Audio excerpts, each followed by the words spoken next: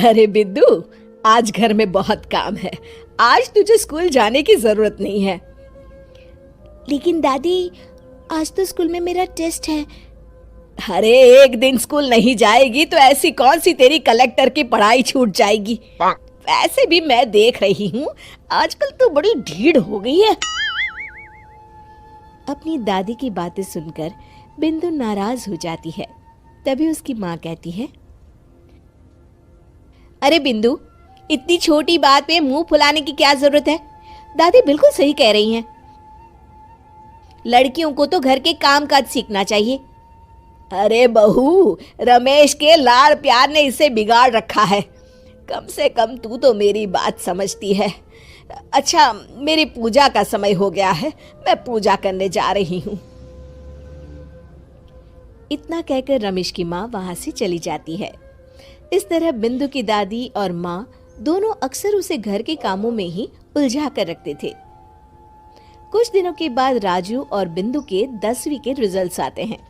दोनों बच्चे दादी को अपना अपना रिपोर्ट कार्ड दिखाते हैं। शाबाश मेरे लाल, तू तो बड़े अच्छे नंबरों से पास हुआ है।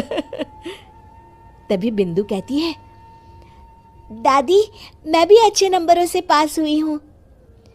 रमेश की माँ बिंदु को अनदेखा करते हुए कहती है, हाँ हाँ ठीक है, अभी यहाँ खड़ी क्या कर रही है, सुन लिया मैंने।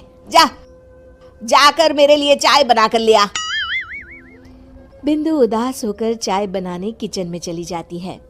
तभी राजू कहता है, दादी, मैं क्रिकेट के कोचिंग सेंटर में एडमिशन लेना चाहता हूँ। अरे वाह राजू बेटा, ये तो तूने बड़ी अच्छी बात कही।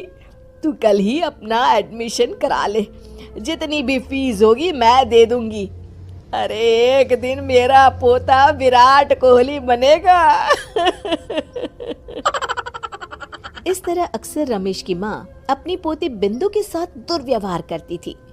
कुछ दिनों के बाद रमेश की माँ और उसकी पत्नी दोनों सास बहू मिलकर राजू का एडमिशन अच्छे स्कूल में करवा देते हैं, लेकिन बिंदु का एडमिशन नहीं करवाते।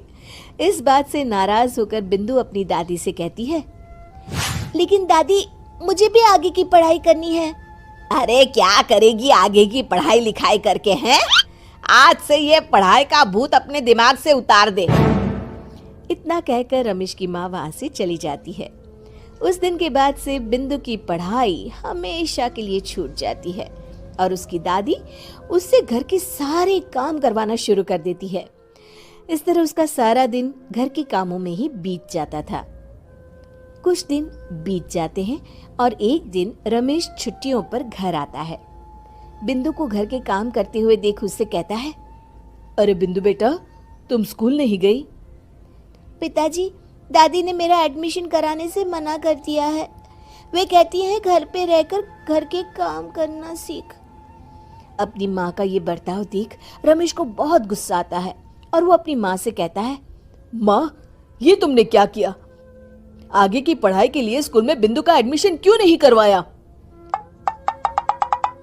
अरे बेटा, लड़की जात है, ज्यादा पढ़ लिख कर क्या करेगी? वैसे भी शादी के बाद तो इसे घर के ही काम करने हैं ना।